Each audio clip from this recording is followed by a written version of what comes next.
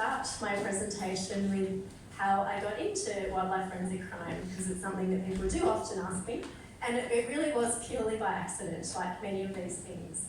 I'm currently working at Kyoto University, but my day job is as Director of Science at the Australian Museum, and I've been there for over 15 years. And this is something that happened like practically within the first couple of weeks of me working at the museum. I was the manager of the DNA laboratory, and I got a phone call from the New South Wales Police who said, "We would like your help in identifying a blood sample." And I said, weird, okay, what is the story? And so the story was that there was a park quite close to Sydney, so a little bit south of Sydney, where it was in a residential area and people would go and feed this flock of cockatoos every day. This is what they look like. They're a very big cockatoo, they come in big flocks, very charismatic birds, and every day the local residents would come with their children and feed these birds.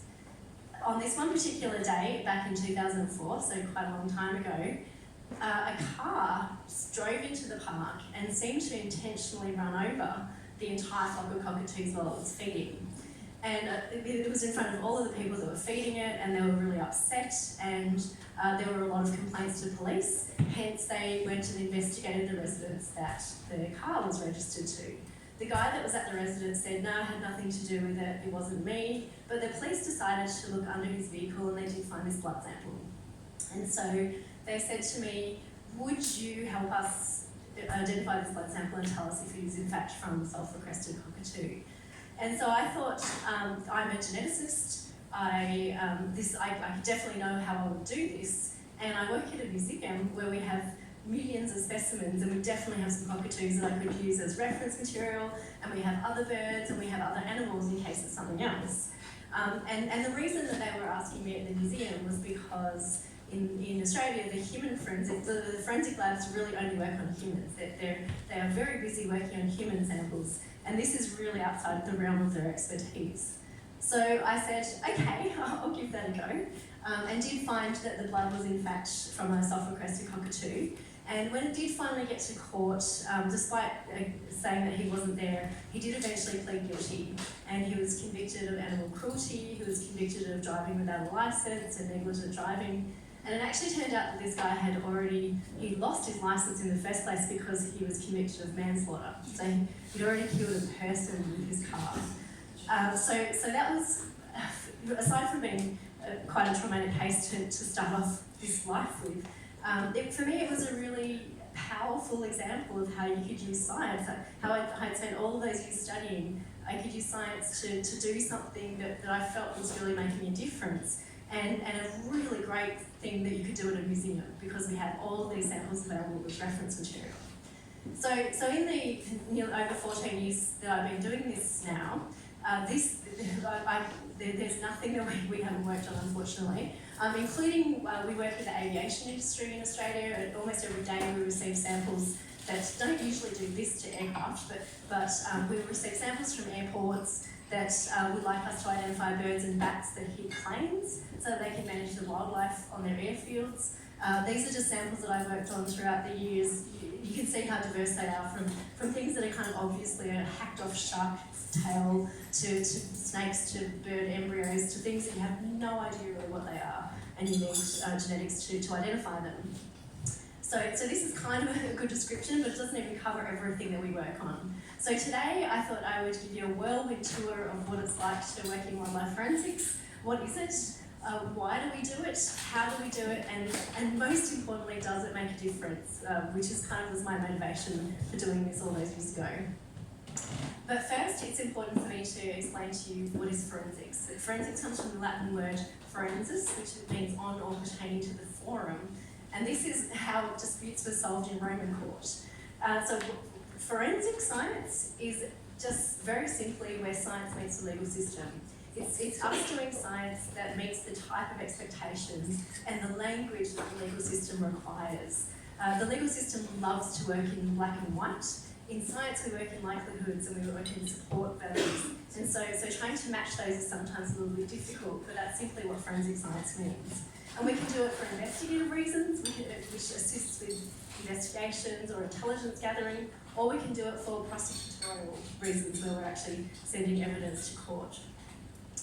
Another difference between human forensics and wildlife forensics is that in the human forensic sciences, they're dealing with one species. They're very lucky, they have these amazing kits that are perfectly designed, and all they're doing is looking at intra-specific variation. They're trying to match an unknown sample with a reference sample, or give some level of support to comparing samples of one species. In the wildlife forensic sciences, we're working with the other about 2 million species that have been described or that are known to science, and of course we know that there are many, many more that haven't been described yet. At the museum we typically only work with animals, but this of course also includes plants. And the other difference with wildlife forensic science is that sometimes you actually have to do some analysis to figure out if a law has been broken. And by that I mean this fish fillet here.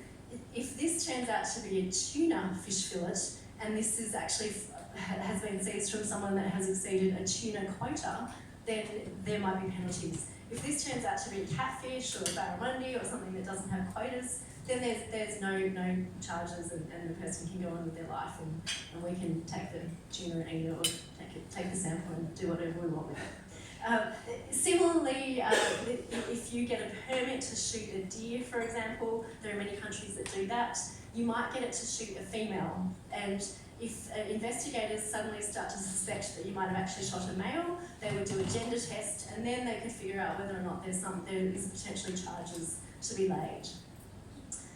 People would do the most amazing things to smuggle wildlife. It is certainly something that the mind boggles. People shove bird eggs down their underpants, they strap live birds to their ankles, they body pack eggs in specially designed clothing. This is a lady that came into Melbourne Airport. She was wearing a special skirt underneath her skirt, which was carrying bags full of live fish. And she was detected because she was sloshing as she was walking through the customs area. And when they lifted up her outer skirt, this is what they found. So people will smuggle anything. Unfortunately, the motivation is money, because it's seen as a very easy way, and probably with quite low penalties, to make an easy dollar. This is an example from a few years back was something that happened in Sydney. This was an Australian tourist who was on holidays in Indonesia and Bali, and he decided to send himself a package, which when it got back to Australia, they discovered inside the package a live squirrel. It was tucked inside a pair of socks. The package was declared as having DVDs in it, and Australian Customs, when they actually intercepted this package, the squirrel was still alive. It was in terrible, terrible condition, so it was euthanized. And because it was such a high quarantine risk, they were so worried about it transmitting diseases, or if it did happen to survive becoming an invasive species, all they would give us was this tiny slither of kind of skin and hair, which we were able to identify as a plantain squirrel. You can see here, we don't have squirrels in Australia, and in the areas where they're introduced, they are known to become a huge pest. They can carry diseases, and they're particularly damaging to agriculture, which is something that we have a lot of in Australia. So in this particular case, the person that had sent this package, he said, I didn't know that there was a squirrel, must have climbed into this package without me noticing inside of this pair of socks. But they investigated, they also looked at digital evidence in this particular case, and they were able to show that he had tracked this package every 15 minutes since it left Bali. So that's a lot of love to give to DVDs. And he'd also been, his browsing history showed he'd been Googling how to feed a squirrel, how to keep a squirrel. So he clearly had intent to keep this animal as a pet. He was charged under our legislation for biosecurity infringement because of the pest risk, which is something that carries very high penalties in Australia. And they also charged him with animal cruelty, which was not upheld, but he was convicted for the biosecurity aspect of this work. So why do we do this? I've given you a couple of examples, which are kind of individual level examples, unfortunately both involving cruelty, but wildlife crime is actually a completely global crime. It's transnational, just like international drug smuggling and weapons smuggling and human trafficking, and it's estimated to be worth over $200 billion per year. And it's one of the few things that is actually growing at much greater than the rate of the global economy, which is very unfortunate. It's increasing, it's becoming more and more complex, and it's already complex because it's crossing a lot of different borders, there's different rules, and there's many, many different species involved. And wildlife crime is also really, really tightly linked to organised crime. And these are roughly the kind of the big categories that we work in, and they're anything from the trade in endangered species, so you're probably very familiar with the illegal ivory trade. This is the world's most trafficked mammal, the pangolin. These are unfortunately seized in the tons, and other of the iconic endangered species. Illegal fishing is considered to be worth up to $30 billion per year, and the illegal timber trade is something that we're only just getting our handle on. It's worth hundreds of millions of dollars per year. And just from looking at this photograph alone of the illegal timber trade, you can see that this is highly organised crime. This is not some local villagers going and chopping down some trees to earn a living wage. This is highly organised. It is clear felling massive plots of forest, which not only is contributing directly to biodiversity loss, it's also contributing to the impacts of climate change. These are massive plots of forest that are being illegally removed. And unfortunately, a quantifiable, like a measurable tens of percentages of the furniture that's being sold anywhere in the world is probably from illegal sources. So just last week, just to give you an example of how global and how organised this is, Operation Thunderball was announced. This is something that was kind of they started to do the raids in June. This is a big interagency operation involving 109 countries. Nearly 600 people have been arrested, and it's involving 10,000 animal parts. And many of those animals are live. You can just see kind of like the top hit list here of what's been seized. Tens of thousands of birds, thousands of tortoises and reptiles. What doesn't even feature there was that there were at least 20 live primates that were seized in this raid. And this is part of the media release. Wildlife crime is rife, it's global, it's on the increase, it's closely linked to organised crime. So to investigate and prosecute this kind of crime, science, just like it is in the human forensic sciences, is absolutely critical. But we're constantly kind of running to make sure that we have the capacity and the capability to work on whatever is the next big thing as the species that are targeted for trafficking. So I thought that I would give you an example which is is in my realm, which is genetics, and tell you kind of how we do it, how do we develop tests for this type of work. And that is for the rhino horn trade. So this is a very high profile trade. There are 5 extant species of rhino you can see here, 2 from Africa, which are the ones on the left, and 3 from Asia. Unfortunately, rhino horn is one of the most expensive commodities in the world, and rhinos are being poached for their horn at a rate far exceeding the rate of reproduction, even for the most popular species, which is the white rhino down the bottom here. There's about 20,000 white rhinos left. In the Asian rhinos, they're down to the hundreds of individuals left for the entire species. This is extremely confronting, but this is unfortunately why. For the horn, it's considered to be so valuable. This is what they do. It's a hugely expensive item, and we need forensic tests so that we can identify the species and we can identify individuals to understand where this trade is happening and where these individuals are coming from. And so we've worked together with labs around the world, particularly in Southeast Asia where there's a huge demand for rhino horn, to develop a test that is quick, that it's cheap, and it's reliable, because these are the things that you need in the forensic sciences. And to work with a degraded sample type, because that's what rhino horn is. I don't think anyone in this room would be tempted to purchase rhino horn, but if you are, just chew your fingernails, because you're probably going to get the exact same effect from chewing your fingernails. It's essentially the same material. And so what my student Carl did, who's down here, he identified a very short piece of DNA that was able to distinguish each of those 5 species to a very high level of discrimination. So he was able to very accurately tell them apart. And then we were able to use samples from the museum that we knew what they were to blind test to make sure it would actually work for unknown samples. This test is now, we did this in collaboration with 6 laboratories in 5 different countries. Australia is not a big country for rhino horn demand, but our neighbours in Southeast Asia are, particularly in Vietnam and China.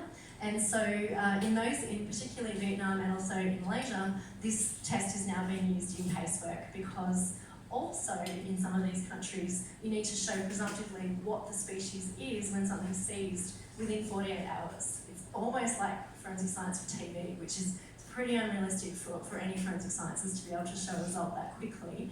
But this test has actually been really useful for casework in those countries. And so these are some examples. A seizure in Vietnam of over 50 horns, we were able to quickly and accurately identify those. And even some seizures from Australia that unfortunately did identify some of the more endangered species, including something that's a great thing to point out that for anything that's this kind of high value trade that's illegal, you're very likely to get product substitution. And so you do see a lot of water buffalo, you see all sorts of things being passed off as rhino horn because people think they can make an easy dollar. This is another example, this is an investigative case. This is a lady came into our lab, but she had paid tens of thousands of dollars for this carved ornament, which under the assumption it was rhino horn. And she asked us to identify it because she was hoping that she could recoup her money or do whatever with it. We were able to tell her that it was many horses' hooves glued together to become this carved item. So this is good for, not great for the horses, good for rhinos, and a really great lesson that buyer beware, and I personally would prefer to see the horses still on the hooves and the horns still on the rhino. So the last part of my talk is about delicious wildlife, or oishi wildlife. And this is something that I've been working on since I've been here in Kyoto. And I'm guessing that everyone in the room can relate to what is up on the screen here, either what's on the left-hand side or what's on the right-hand side. If you're from Europe, you're probably very familiar with the dishes on the left-hand side. If you've been to pretty much any restaurant in Kyoto or in Japan, you're probably very familiar with what's on the right-hand side, which is unagi. And so let me introduce you to anguilla, the genus anguilla, the freshwater eels. So there are 16 species of freshwater eels, and you can see here, this is the distribution of freshwater eels. They're pretty much global, so every country kind of has their own eel or a couple of species of their own eels, and everyone has a relationship with eels. Typically it's as food. And so I thought it was really interesting when I started working on this that I discovered that the eels have 7 life stages. So they're extra complicated because some of the time they spend in the marine environment, they spend in salt water to go and spawn, and then they spend most of their life in freshwater. So they have this very complex lifestyle, but many cultures have a very close relationship with them. In medieval Europe, the glass eel, which is one of the small life stages of this group, it was used as currency for paying tax. And this is probably something that everyone's familiar with, the kabuki, some of the kabuki illustrations. This is from the Edo period, and thought to be the first time that kabayaki was illustrated. And you can see there's a lot of eel illustrations in Japanese art, but there's an eel, person processing eel here. But this is thought to be the first time that kabayaki was kind of identifiable in the form that we know it in the fillets, with the kind of that particular colour that it has with the sweet and soy sauce. So a very long history with this wildlife as well. So why are we interested in unagi? Well, the challenges with the eel is that the illegal eel trade is the world's biggest wildlife crime. And that's by the number of animals trafficked. And so there's one of those 16 species is protected, and that's the European eel. And a press release that came out from Europol very recently estimated that they think that 1/4 of the entire juvenile eel population is being taken illegally, which is about estimated to be 350 million individuals. This is clearly not sustainable for an animal that's already protected. And that these are literally bags of gold because they're trafficked again in this juvenile form. So it's really difficult to tell the species apart when they're in this juvenile form. So here in Japan, we import half of the unagi that is eaten. The unagi consumption in Japan is about 40,000 tonnes per year. And so that it's either in the form of these juvenile glass eels or elver eels, which is another form of the life cycle, or processed kabayaki fillets. the big question is, when you're buying this, or when this is coming into the country, which one of these species is coming in, or which of these species is coming in? Because this is the one that's protected, so this would be completely illegal. But I think everyone that's buying unagi is actually really hoping that it's the Japanese eel, which is Anguilla japonica. So we have decided to do the first ever unagi survey of Western Japan, and we've teamed up with a researcher at Kitasato University in Eastern Japan, who has already been doing unagi surveys for Eastern Japan for a couple of years. And so we've gone around and we've sampled a whole bunch of specimens that are either being sold as Japanese eel or as imported eel. And it's very, very early in the project. I will admit we did some nutritional analysis as well. So after we sampled for DNA, we ate the rest, and because we thought that was an extra data point that would be really useful and valuable. And so what we're doing now is understanding what is actually being sold in the market here in Japan. Very preliminary results are that anything that is being sold as local product does appear to be Japanese eel. But the imported product is in some cases it is Japanese eel, in some cases it is not. Hopefully someday in the future I will be able to share with you the full results of this work.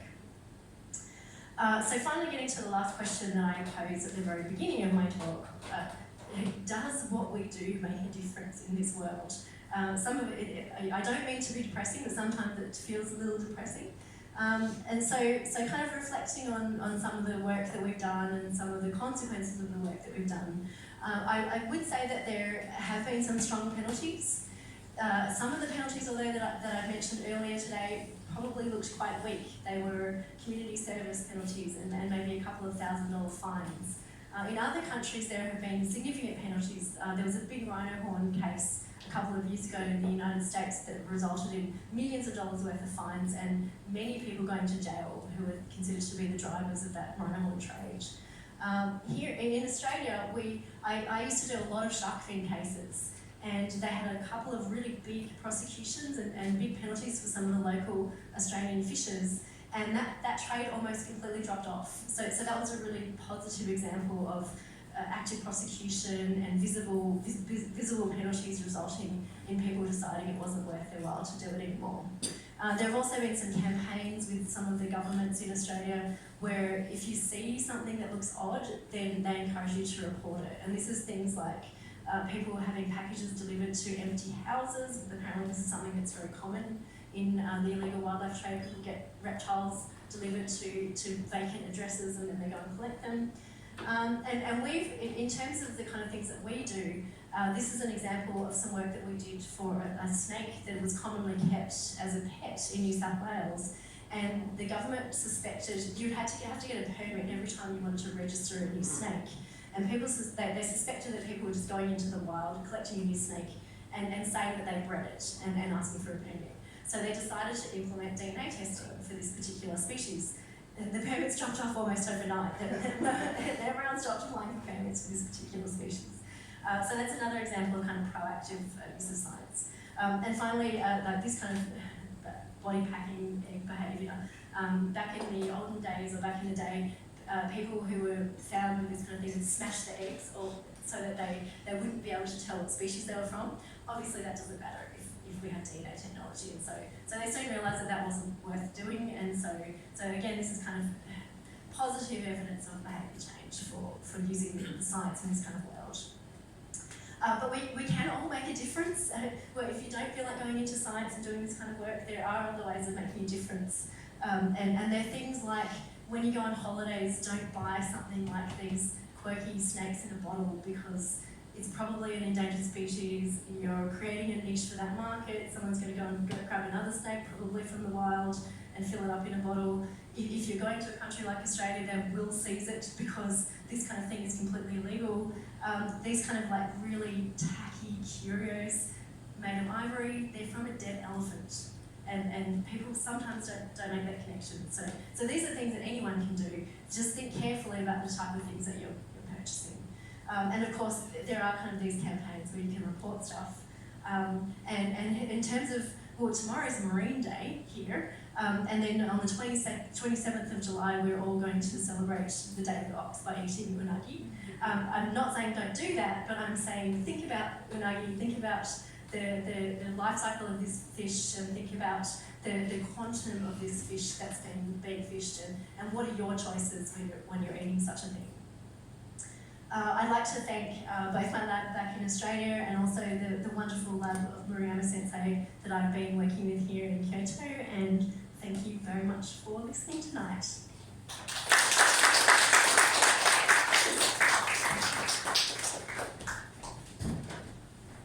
Okay, the floor is open for questions. What specifically brought you from Australia over here to Kyoto research? I also do conservation genetics. So in my other life, I was involved in, or I was the leader of the koala genome, and so that's kind of was the reason that I was invited to spend time at the Wildlife Research Centre at Kyoto University, and it's a perfect synergy. There's a lot of focus on using genetics for conservation here for endangered species, and that's exactly what I do in Australia. So very similar techniques, and as you can see, a lot of this really benefits from an international aspect to the work. I'm sorry, maybe a bit naive question. You mentioned the deers, and what was the logic behind that shooting the male was illegal and female was legal? Is that something about mating, I guess? Well, yes, exactly. So every year, this is something that typically happens in the US. Every year they issue a number of tags that you can purchase, and it costs a fortune to buy a male tag. And in fact, I think they do it via a ballot because they're so highly desired. Coming from a country where we don't shoot things like that really, is a bit of a mystery to me. But obviously if you're going to shoot something, you might want something with big antlers. So males are really desirable, but they're quite limited. And so our colleagues in the United States end up doing a lot of these cases where an animal has been shot, it's been gutted, and the guts are left on the side of the road or at the site where it's been shot. The animal's been kind of processed, so it's just a skin with the antlers, and then it's been taken away. And they do test the gut piles a lot because there does seem to be a bit of mischievous behaviour where people will shoot a male and they have a permit for a female. And obviously they use the meat, and they shoot them for all sorts of reasons. But that tends to be one of the biggest is actually looking at the gender of the gut pile and making sure that the animal that they have in their freezer or the animal that they're claiming was the one that they had a permit for is in fact the correct animal.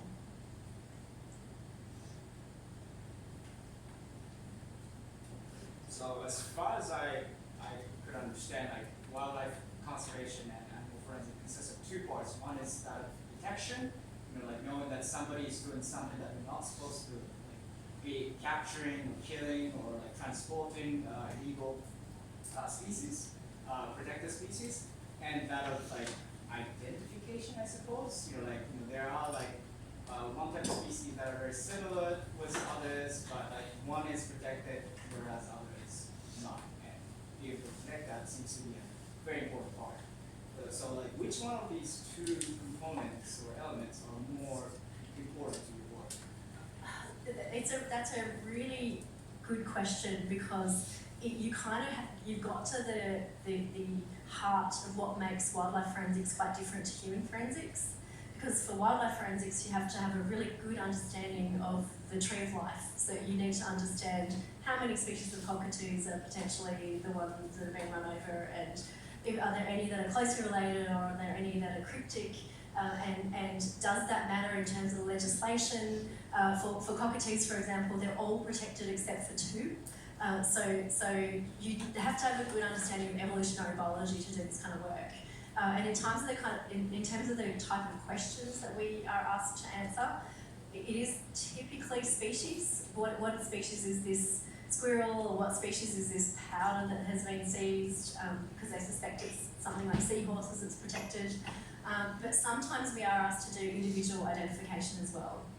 And that might be because someone has a permit because they've bred a snake and they produce the parents, and we're asked to validate whether or not those are indeed the parents or not.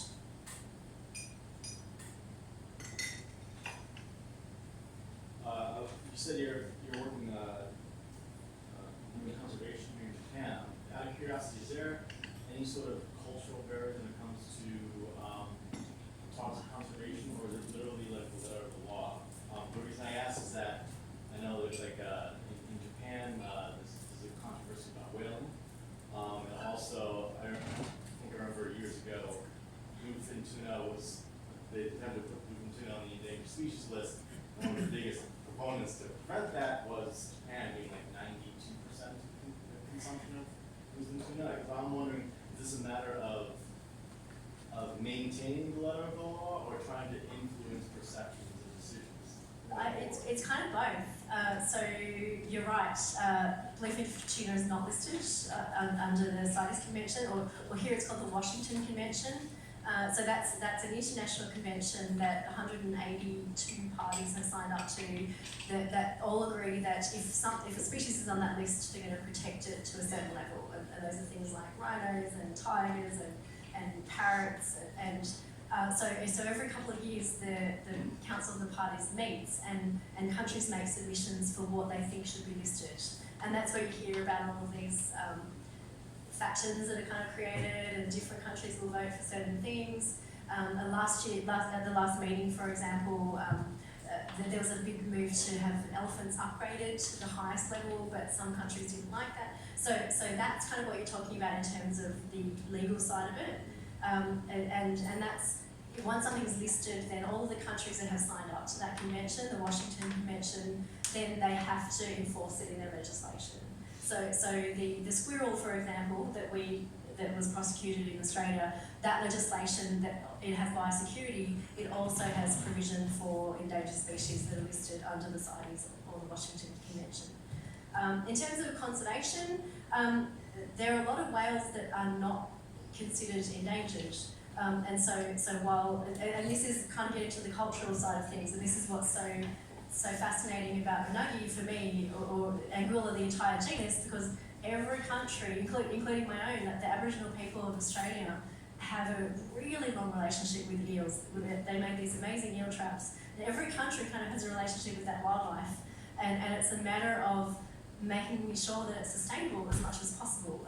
Unfortunately, it's very clear that the European eel is not sustainable because it was listed under the CITES or the Washington Convention in 2007. There are arguments that other species should be listed. I've seen arguments that the Japanese eel should be listed and the American eel should be listed. And this is getting right back to what you were saying, that then can become quite political. And this is the interesting thing, that if just because it's not listed doesn't mean that you can eat it with complete impunity and it won't go extinct. So this is kind of what has been really interesting for me and important for me to understand, is the motivation for eating this, and why do you eat it, and when you're eating it, is it really important that it is Japanese eel, or do you not really care because kabayaki is delicious? And so all of those things are really important, and then they become very important for enforcement as well, to understand what is actually coming into the country and why it's being consumed. Sorry, we're gonna have to cut. Please ask your questions. Rebecca will be here for the evening, so please ask any additional questions you may have. Please give another round of applause for Dr. Rebecca.